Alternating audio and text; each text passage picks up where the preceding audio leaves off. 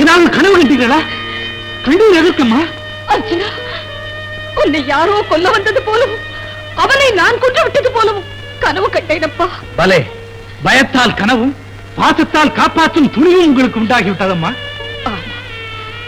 சிறிது நாளாக ஏதோ பயம் என்னை வாட்டுகிறது. அந்த விற்போட்டியில் கர்ணனை பார்த்தது முதல் தானம்மா இந்த மாற்றம் உங்களிடம். உண்மை மகனே, இணையில்லாத வீரன் அவன், அத்துடன் மிகவும் நல்லவன். ஆனால் போய் சேர்ந்த இடம் நச்சு பொய்கை. விஷத்தை சுவைத்து சுவைத்து விஷப்புழுவாகி விடுவான். ஆகட்டுமே, நமக்கு என்ன நஷ்டம்? போப்பா, பயப்படாமல் போய் படுத்து தூங்கு. அம்மா, எனக்கா பயம்? பாருங்கள் அம்மா, நீங்கள் நிம்மதியாக படுத்து தூங்குங்கள்.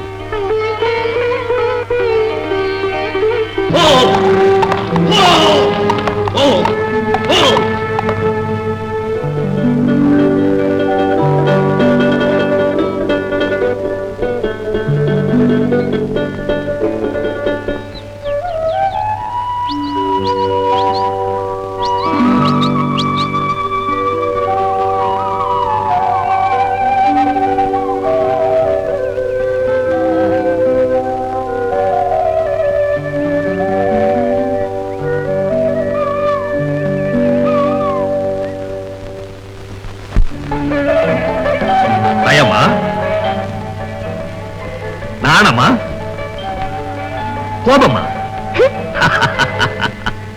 பெண்கள் தேர்வட்டுவது வீரமான செயல்தான். எதிர்பாராமல் குதிரை வெறி கொண்டு ஓடியதுதான் தவறு. அதற்காக நீ வருந்த தேவையில்லை. பயப்படாதே. கடவுள் போல் வந்தீர்கள். இல்லாவிட்டால் நாட்டின் ஒரு நல்லழகை காத்த பலன் எனக்கு இல்லாமல் போயிருக்கும். நல்லதை செய்த ஆண்டவனுக்கு நான் தான் நன்றி கூற வேண்டும். நானும் நன்றி கூறுகிறேன். கடவுளுக்கல்ல, உங்களுக்கு. இந்த பேச்சு எனக்கு தம்பை தருகிறது. நிலவும் மலரும் தேனும் ஒன்று கூடி ஓர் பெண்ணாகி என்னை புகழ்வதை நான் கேட்பது இதுதான் முதல் முறை. வசந்தம் வீசாத வேளையில் தங்கள் பேச்சு உடலை குளிர வைத்து உள்ளத்தை இனிக்க வைக்கிறது. உனக்கு மட்டுமல்ல, இனிமேல் இனிப்பு நமக்கு சொந்தம். நமக்கு என்று நீங்கள் சொன்ன உறவை கேட்டது என் கண்களை பாருங்கள். ஏன் சிந்துகிறது? இந்த ஆனந்த கண்ணீர் ஆறாக பெருக வேண்டும். அதிலே நான் சலிப்பின்றி நீந்த வேண்டும். கவலை வேண்டாம், அது எனக்கு சுலபம். கடலாக கூட இன்பக் கண்ணீர் பெருக்குவேன். அது போதும். எனக்கு பிறந்த பலனை பெற்று விடுவேன்.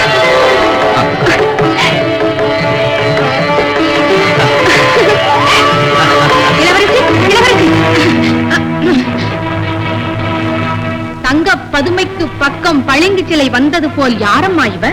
நீ ஏண்டி வந்த இப்போது? நான் வந்தால் என்னம்மா தப்பு? அரசரும் அரசியாரும் கூட வந்து விட்டார்களே. வாருங்கள் போகலாம்.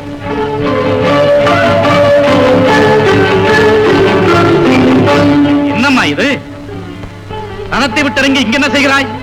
சுபாங்கி, உன்னை காணாது என்ன ஆனதோ என்று பதறி ஓடி வருகிறோம். ஒன்றுமில்லை அம்மா, வெப்பம் தாழவில்லை, தண்ணீர் அருந்து வருகிறோம். நீங்கள் போங்கள் அப்பா, நாங்கள் பின்னால் வருகிறோம்.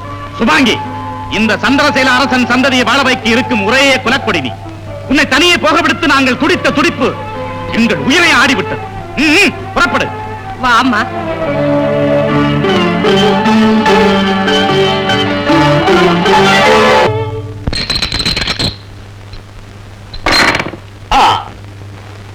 இந்த முறை எனக்குத்தான் வெற்றி.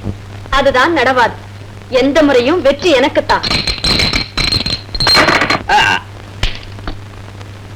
பெண்கள் எப்போதுமே தோல்வியை தாழ மாட்டார்கள்.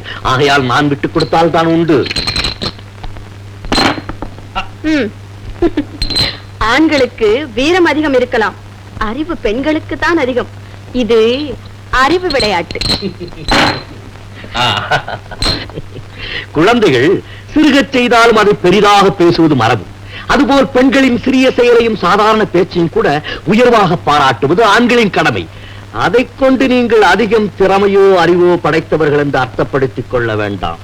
இப்படி ஒரு வீண் நினைப்பும் தற்பெருமையும் தான் ஆண்களுக்கு மிச்சம். ஆனால் எதிலும் வெற்றி எங்களுக்குத்தான். பேசு பேசு. வெற்றி என்னை தேடி வந்து கொண்டிருக்கிறது பார். பிறகு உன் பேச்சு தானாகவே நின்றுவிடும். பூஜ்யம். எங்கே ஓடுகிறாய்?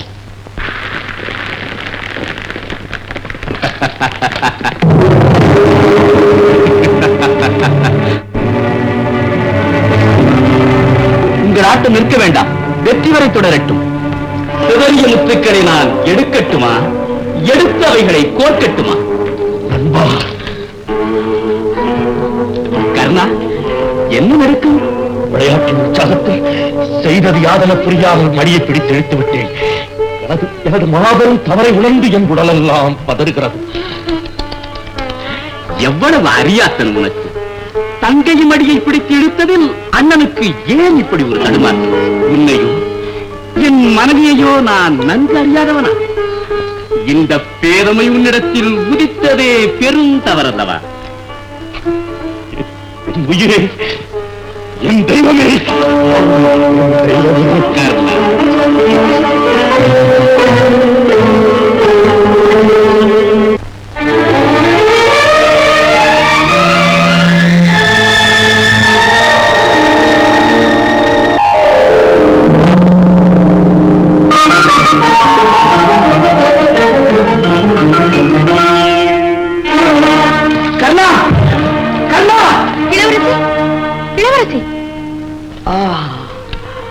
வனமோகினி போல் வந்தவளே, உன் உயிரை காத்தவன் நான். என் உயிரை கொள்ளை கொண்டு போகலாமா? இல்லை இல்லை, என் உயிரை நீங்கள் தான் கொண்டு போய்விட்டேன். ஆஹா, வந்து விட்டாயா? வா வா. கரமாயுது மலரல்லவா? ஆமா, மங்கையின் கரமல்லவா இது? மானே வா, மயிலே வா, கிளியே வா, என் அருகில் வா.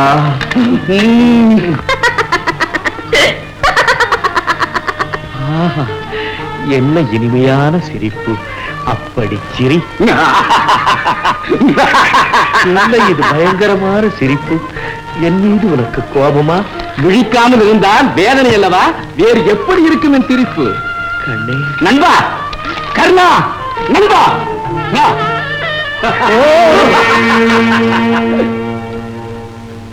அண்ணா, இது எத்தனை நாளாக நின்று கொண்டே தூங்கும் பழக்கம்? ஆமாம், நீங்கள் எங்கே வந்தீர்கள் இந்நேரத்தில்? நல்ல நிலவு, உதவி வரலாம் என்று புறப்பட்டோம். இங்கு வந்ததும் உன்னை பார்த்து போகலாம் என்று உள்ளே வந்தோம். வந்தது நல்லதாக போயிற்று. அதனால்தான் உங்கள் உயிருக்கு வந்துள்ள ஆபத்து புரிந்தது. என் உயிருக்கு ஆபத்தா? என்ன அது? வனமோகினி போல் வந்தவளே, உன் உயிரை காத்தவன் நான். என் உயிரை கொள்ளை கொண்டு போகலாமா? அண்ணா, காதல் உரையாடல் கனவிலே உங்களிடம் பட்ட பாடு.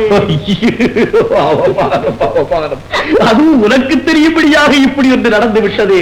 சாரும் வரை உன் நகைச்சுவைக்கு இந்த ஒரு விஷயம் போதுமே.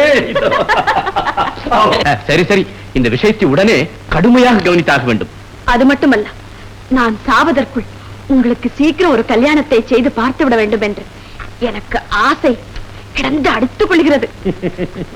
இப்படி ஒரு பொறுப்புள்ள பாட்டி எனக்கு கிடைக்கவில்லையே என்றுதான் நான் ஏங்கிக் கொண்டிருந்தேன். நான் உண்மையை சொல்லிவிடுகிறேன். அப்படி வாருங்கள் வழக்கி. கானகத்தில் நான் ஒரு பெண்ணை கண்டேன். அழகானவடா? கதையை கேள், அழகு எப்படி என்று தானே தெரியும். அவள் ஒரு தேரை ஓட்டி வந்தாள். அது ஒன்று போதுமே உங்களுக்கு அவளை காதலிக்க? கட்டுக்கடங்காமல் ஓடிய அந்த குதிரையை நான் அடக்கி அவள் உயிரை காப்பாற்றினேன். அவமானத்தை எண்ணி அழுதிருப்பாள். உங்களுக்கு தெரியாத அவளை சிரிக்க வைக்க. ஆமாம், அவளை சிரிக்க வைக்க நீ என்ன செய்தாய்? என்ன செய்திருப்பார்? பேசியிருப்பார். உடனே அவள் சிரித்திருப்பார். இப்படித்தான் நடந்தது. எப்படியோ அதை அப்படியே சொல்லிவிட்டாயே. எல்லா பெண்களுக்கும் இது இயற்கை போலும். சரியாக சொன்னாய். எனக்கும் உன் தங்கைக்கும் ஏற்பட்ட அனுபவம் கூட கிட்டத்தட்ட அப்படித்தான். நீங்கள் பேசாமல் இருக்க மாட்டீர்கள்? நம் கதை பழைய கதை. புதிய கதையில் அதை கொண்டு வந்து புகுத்தி குழப்பலாமோ? வழக்கமானது என்று உணரும் போது ருசி குறைந்து விடாதா? மலே தங்கையே, மனோதத்துவம் புரிந்தவள் நீ. சரி சரி, பிறகு என்ன? காடி போல் வந்து விட்டன அவள் தாயும் தகப்பனும். அவளால் என்னுடன் பேசக்கூட முடியவில்லை. ஊர் பெயர் எதுவுமே சொல்லவில்லை. கையால் ஜாடை காட்டி அடிப்பாவி. அது சரி, அவள் காட்டிய ஜாடைக்கு அர்த்தமாவது புரிந்ததா உங்களுக்கு? புரிந்திருந்தால் கனவா கண்டு கொண்டிருப்பேன். பறந்திருக்க மாட்டேன் அவள் இருப்பிடம் நோக்கி. என்ன ஜாடை செய்தாள்? அதாவது நினைவிருக்கிறதா? அதை மறக்க முடியுமா? முதலில் இப்படி என்று நெற்றியை காட்டினாள். பிறகு ஒரு விரலால் இப்படி ஏதோ குறியிட்டாள். பிறகு கையை இப்படி இப்படி செய்து இப்படி குவித்தாள். பிறகு அப்படியே பார்த்துவிட்டு, என்ன பெண் அவள்? இப்படி புரியாத புதிர் ஒன்றை போட்டுவிட்டு போயிருக்கிறாளே. ஐயோ தங்கையே, உனக்கும் புரியவில்லையா? நண்பா துரியோதனா. பானுமதி, இவரை இப்படி தவிக்கி விட்டு என்ன செய்வது? உங்களுக்கும் புரியவில்லையா அந்த செய்கை? உனக்கு புரிந்து விட்டதா? எங்கே சொல் பார்க்கலாம். நெற்றியை காட்டி இப்படி என்றாலே அது சந்திரனை காட்டும் செய்கை. இருகை கூப்பி இப்படி என்றது மலையை காட்டுவதாகும். இரண்டையும் சேர்த்து பார்த்தால் சந்திரமலை என்று பொருள்படும். சந்திரமலை அப்படி ஒரு நாடு இல்லையே. மலை என்பதற்கு சைலம் என்ற அர்த்தமும் உண்டு. ஓஹோ, சந்திர சைலம். அப்படி ஒரு ராஜ்யம் இருக்கிறது. அந்த தேசத்து அரசர் நமக்கு நெருங்கிய நட்பு கொண்டவர். அந்த நாட்டின் இளவரசி தான் அந்த பெண். அப்படி என்றால் காரியம் சுலபமாக முடிந்து விட்டது. இவ்வளவையும் போய் சொன்னார் உன் அண்ணா அப்படியே குறித்து விடுவார். வா இருங்கள், இதிலும் உங்கள் அவசரத்தை காட்ட வேண்டாம். அவரிடம் சொல்லாமலேயே நாம் இதை முடிக்க வேண்டும். அப்போதுதான் அதிலும் ஒரு நகைச்சுவையை உண்டாக்கலாம். வாருங்கள்.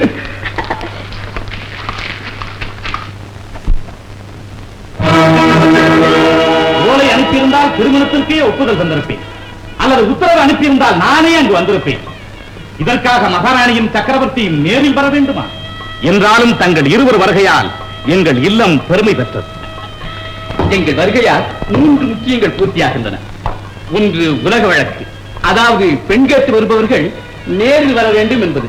அடுத்தது நாங்களே நேரில் வந்திருப்பதால் எங்கள் நண்பன் அங்கதேச மன்னன் கர்ணனின் தகுதி எத்தகையது என்பது வெளியாவது. மூன்றாவது மகாராணியின் ஆசை, அதை அவர்களே கூறுவார்கள்.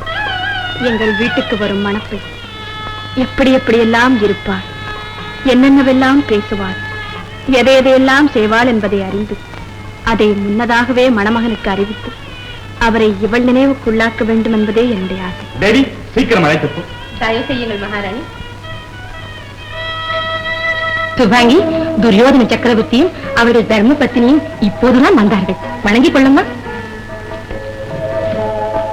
நான் யாரையாவது ஆசீர்வதித்தால் அவர்களுக்கு சீக்கிரம் திருமணம் நடக்கும். நான் உன்னை ஆசீர்வதிக்கிறேன். மகாராணி, நீங்கள் பேசிக் கொண்டிருங்கள், நான் வருகிறேன்.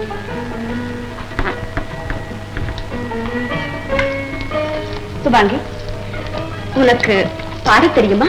அவர்களுக்கு அதை தவிர வேறொன்றும் தெரியாது. நடனம் ஆடாத நேரமே கிடையாது. சித்திரம் வரையும் பழக்கம் உண்டா? எழுதி இருப்பதை காட்டட்டுமா? வேண்டாம். என் முன் மான் போல் ஓடி வந்ததை பார்த்தேன். ஆனை போல் நடந்து வரும் ஆண் முன் எப்படி நடப்பாய்? அன்னம் போல் நடப்பார்கள். அதுதான் இவர்களுடைய இயற்கை நடை. ஆமாம், உனக்கு பேச தெரியுமா? ஓ, ஒரு கேள்வி கேட்டால் 9 பதில் சொல்வார்கள். ஓ, நீதான் சுபாங்கியா? இல்லையே, நான் தோழி. என் பெயர் மங்களா. இதுவரை 9 பதில் சொன்னவள் நீதான். அதனால் நீதான் சுபாங்கியோ என்று நினைத்தேன். மன்னிப்பு மகாராணி. மகாராணி, பயத்தால் உங்களுக்கு மறுமொழி சொல்லாதிருந்து விட்டேன். மன்னிக்கும். சிம்மத்தை கண்டால் பயப்படலாம்.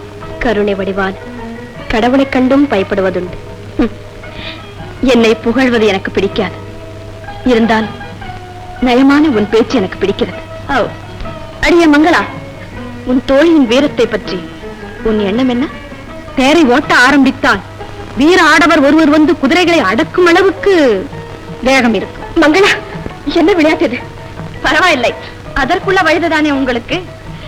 மங்களா, உன் தோழிக்கு ஒரு நல்ல துணையை கொடுக்கத்தான் நாங்கள் இங்கு வந்திருக்கிறோம். என் அண்ணா கர்ணனுக்கும் உன் சுபாங்கிக்கும் திருமண நிச்சயம் நடைபெறும்.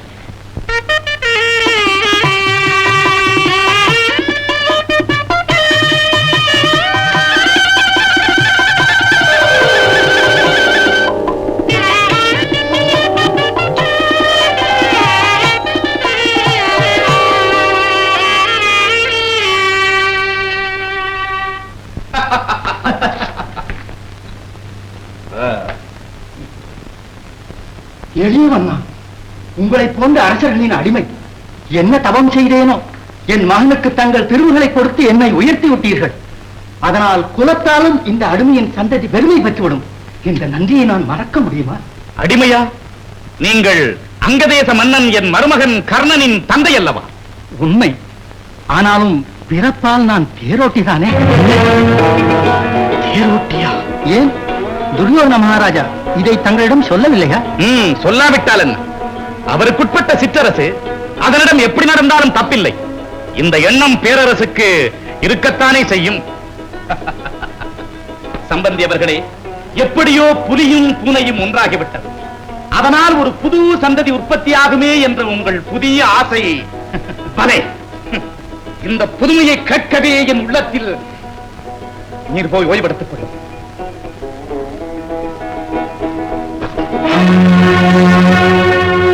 தேரோட்டியின் மகன் என் மருமகன். மகனே, இன்று கிருஷ்ணன் தூது வரப்போகிறானே, என்ன முடிவு சொல்வது? சண்டை செய்வது சித்திரியனின் உரிமை இல்லை. சமாதானமே நலமுடையது. இது குடும்ப சண்டை. இதற்காக குடிமக்கள் அழிய வேண்டாம். தாத்தாவுக்கு வயதாகிவிட்டது. அதுவல்ல, விட்டுக் கொடுப்பது வீரமாகாது. இல்லை, விட்டுக் கொடுப்பதற்குத்தான் அதிகம் வீரம் வேண்டும். பலே, இதனால் விட்டுக் கொடுப்பதையே செய்து வரும் கோழையரும் இனி வீரராவர். விளையாட்டுத்தனம் இது. இனிமேல் இங்கு பெருந்தன்மைக்கு இடமிராது. வயது ஏறினால் நடை தளரும். வயது உள்ளவர் ஓட விரும்புவது குற்றமாகாது. வெறுப்புடையது பேச்சு. விடுக. சிறப்புடையது செயல்தான். முதலடியிலேயே வருகிறவர் முயற்சியை முறியடிக்க வேண்டும். இதற்கு ஒரே வழி, நம் ஒற்றுமையை கூட்ட ஏகோபித்த எதிர்ப்பை காட்டி எல்லோரும் எழுந்து நின்று வரவேற்காமல் இருந்தபடியே அனைவரும் இருந்து விட வேண்டும். யாரும் மறந்துவிடக் கூடாது.